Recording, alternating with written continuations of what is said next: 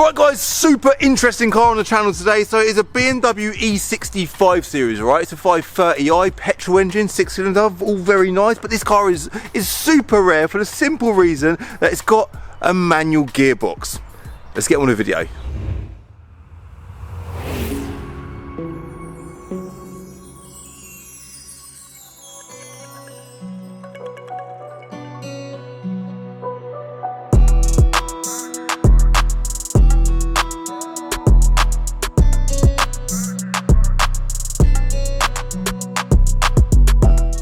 Right guys, so a BMW E65 series 530i, is it the N52 engine? I think that might be right, somewhere along the line. Same engine as in the E90 BMW 330i petrol, right? So it's a petrol engine, 6-cylinder, naturally aspirated, produces about 250 horsepower. Now, when this new BMW 5 Series come out, the E60, it did get criticised a little bit about them funny headlights. The overall looks are a little bit different to the previous Gen 5 Series, the E39, and it was a very drastic change. I actually remember the Top Gear episode. I can't remember it in detail, but I do remember the sort of summary of that video was, this thing is bloody ugly. But I quite like the look of it. Following on from this, they made the F10 5 Series, so they made the E60 from 04 to 2010. Then the F10 come out, and obviously we've got the M5 there in the background, which by the time this video goes live, that will definitely be sold. I've done a video on that, by the way, if you want to go check it out. Feel free, great video, great car. But yeah, the F10, I would say that was a bit of a plainer looking car, very attractive,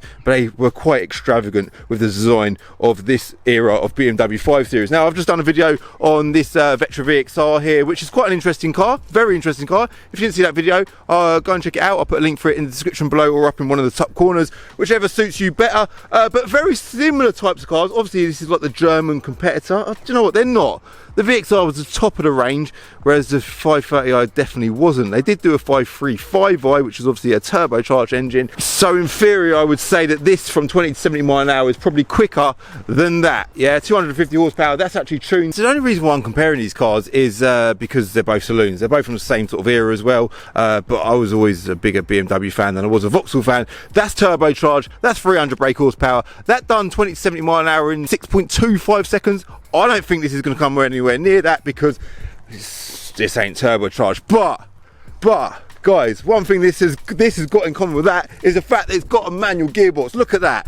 When do you ever see a manual gearbox in a big fat BMW 5 Series cruiser? Like, that is super rare. And in fact, we're going to go on Auto Trader soon and see how many other 530i petrol manual gearbox cars there are available on the market currently. And we're also going to talk about values. We're going to go through HPI, and we are going to drive it as well. Now, let me know your thoughts in the comments below. What do you think to the looks of that car? I think that's quite a good looking car, especially when I talk about values shortly, because for the money, they're an unbelievable car. In fact, let's quickly throw it out there. You can pick a BMW 5 Series M Sport up now for as little as, I don't know, I don't want to say 2 grand, maybe 3 grand, yeah? And they're a bloody good car. They still look modern, still look good. Interior is still quite a nice place to be. I've done a video recently on the 635D M Sport. That's the same sort of interior as this.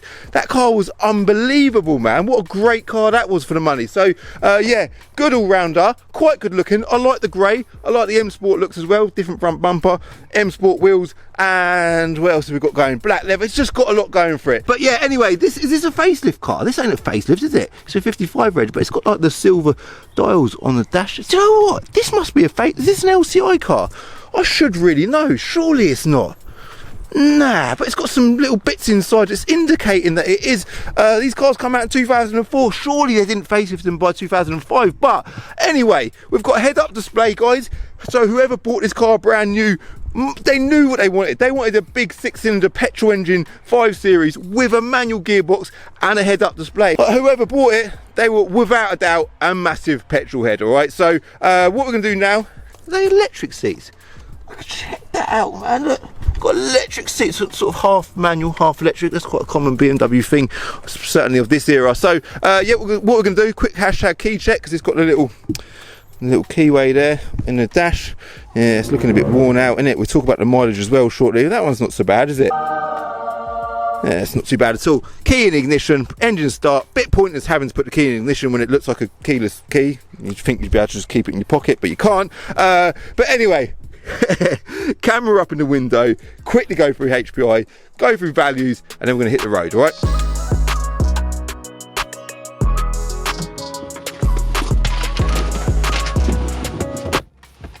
at this interior.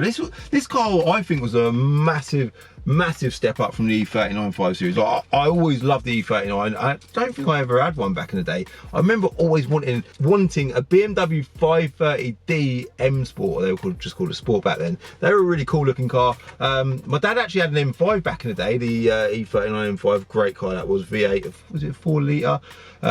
Wicked car, manual gearbox as well. And I think the whole manual gearbox thing is it's a big factor. So years ago when these cars come out, they a manual gearbox was, people didn't really want them. Everyone wanted an auto. But nowadays, big petrol engines, manual gearboxes, people have got this desire or this want or need to have a manual gearbox in their life, and that ain't going to go away. So stuff like this nowadays, that's why I was quite keen to buy it, is strangely demanded. Or we'll find out. We'll see how quickly this thing sells. So yeah, but the interior and the overall look of this car, I do think, that's what I was saying, I do think it is a massive step up. I remember when these cars come out, it just seemed super modern, well, certainly through my eyes, compared to the E39. So let's quickly just jump on Auto Trader, and I always use Auto Trader as like a benchmark place because it's so easy to search on there, and yeah, you can sort of filter it down really well. So if I just go BMW 5 Series,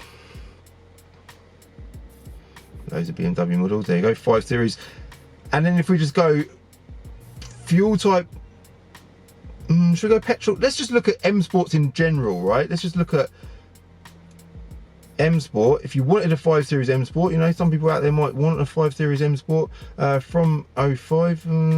Yeah, that's all of them. Let's just, out of curiosity, see how much can you pick a 5 Series M Sport E60 up for nowadays? Just a couple of grand. Look, there's one there, 120,000 miles. Oh, non-starter. That ain't no good. Cat C, 2.5. So I was bang on. They start at about 3 grand. You probably can get one for a bit less than that, but they start at about 3 grand. I think it's a great choice of car for 3 grand. There's an estate there, look, 182,000 miles, 525D M Sport. Obviously the estates are the E61 model. Same thing, just a bigger boot, my kind of car. And then if we go back to the filter now and look at gearbox or fuel type petrol, yeah, assuming you're a petrol head that wants a petrol car with a manual gearbox manual, there is only 4. So there's 4 manuals and 329 automatics, priced lowest to high. There is a petrol manual at the top there for £3,350. That car there is a 525, which is a 2.3 petrol engine car. That's also an M Sport. It's got the nicer spider wheels. Then there's R1 there, which is the only 530. Got to have a 530. You can't have a 2.3, can you? What's the difference in power? Let's quickly look at the power of difference.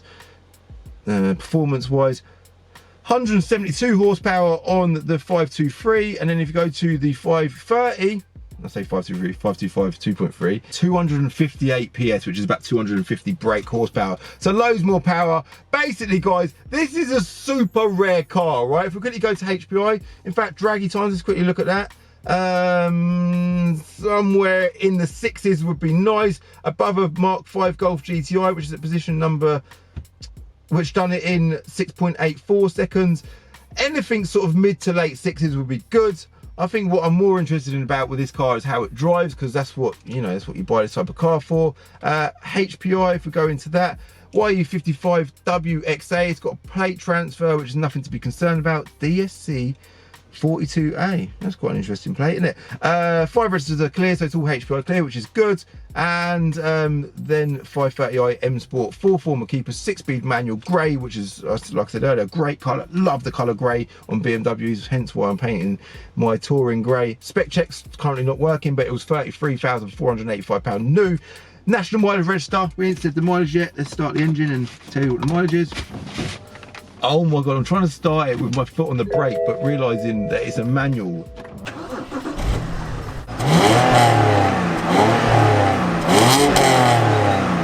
That's it, sounds all right. Yeah, you've got to put your foot on the clutch, yeah? 13 miles left in range, but it has got a head-up display, which I mentioned earlier, which is random. proper random. Wicked though, absolutely wicked. It's got a head-up display. I don't think I've ever, other than an M5 or an M6, I don't think I've ever driven a 5 Series E60 with a head-up display. But anyway, Cat Black Book Live. Obviously, book value is going to be well out in this car because it's quite a unique or niche or specialist thing, I suppose. Retail value based on it having 170,000 miles. By the way, I haven't told you the current mileage. It's got 117,000 miles, but based on the 170,000 miles, the retail value would be £3,095 today. All right. MOT details, all this stuff's obvious. You know, when you're buying a car, you want to check all this basic stuff. MOT until the 11th of June next year. So it's got like a whole year of MOT on it. That's pretty good, isn't it? So if we come out of that, infotainment iDrive system is wicked as well. By the way, it does get criticised, but it's old, and for the age of the car, I think it's bloody brilliant. But at this point in the video, guys, we need to hit the road. We could probably do with getting some petrol because we've only got 13 miles left in the range. But we'll cross that bridge when we come to it. Let's just hit the road, yeah?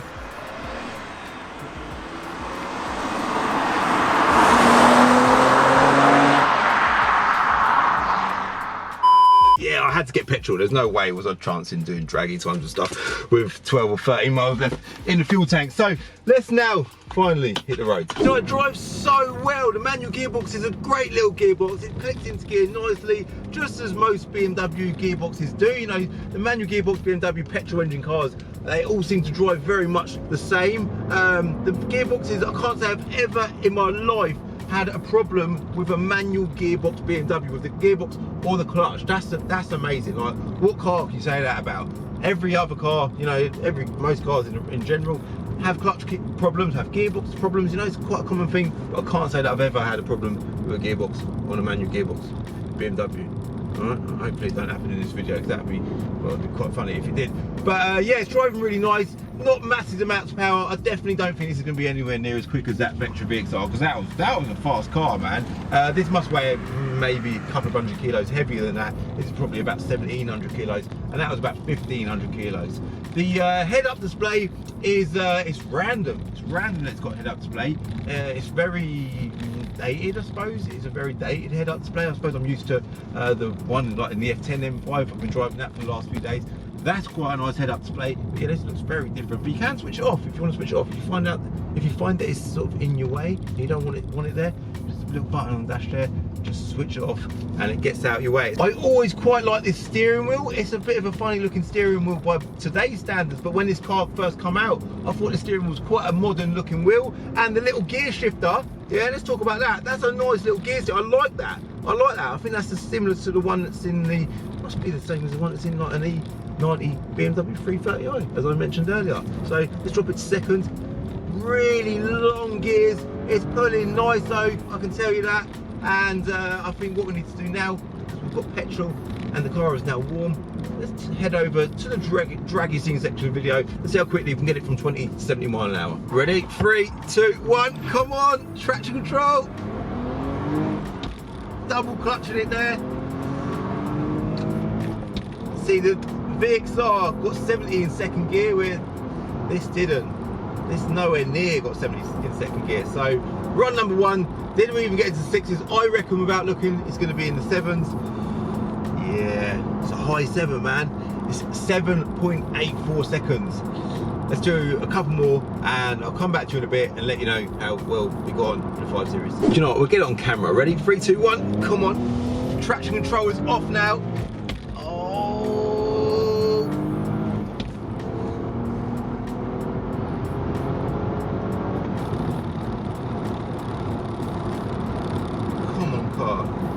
Oh my god, a lot quicker, no traction control, fully flatten it, 7.08 seconds. That's a low 7. I think that's good enough, isn't it?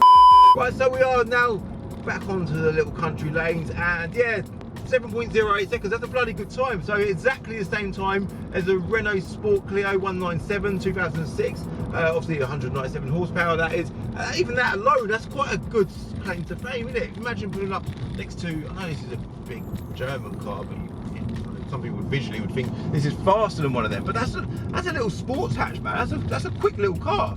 And even if you look on the drag the leaderboard, you'll see things like an EP3 Civic Type R, an FN2 Type R as well. This is quicker than any of them, and even quicker than a Honda S2000. That is bloody good for a fat, heavy German car with a big 6-cylinder engine under the bonnet. That is pretty good. So looking on the market today, this is the only one available, and that's quite unbelievable. So whoever bought this car, they wanted a specific type of car. I wonder if the 535s were even available at that point. Maybe they were. I don't think they were, weren't they? I don't know, but it's like they knew exactly what they wanted. They wanted a rear-wheel drive German car with a manual gearbox, even to spec head-up display.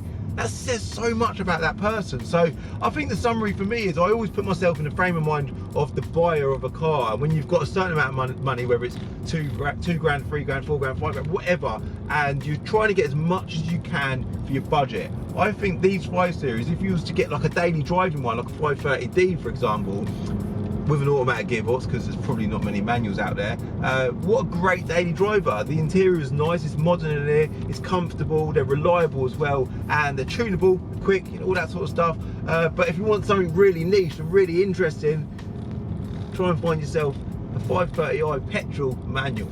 Great choice of car. So yeah, I'm going to wrap it up, leave it as that. I don't think there's much else I can really report back.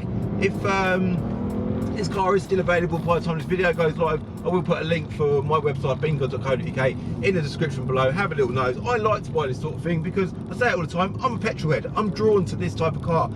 Possibly not the best thing for business, you know, it's not a proper prime bit of retail stock, but it's a cool car, isn't it? And it's great for YouTube. So yeah, if you did like this video, do me a favour, hit the like button. If you're new to my channel, hit subscribe, hit that bloody subscribe button, hit the bell icon to get notified when I upload a video, which is a 2 or 3 times a week. I'm always uploading videos. So yeah, do hit that bell icon. And if you're on TikTok or Instagram, at Calvin's Car Diary, I'm really trying to push my TikTok at the minute because it's bloody good. Instagram is slowly going that way, and TikTok is definitely going in that direction. So yeah, if you're on TikTok, give me a follow, and yeah, I'll see you in my next video. Bye.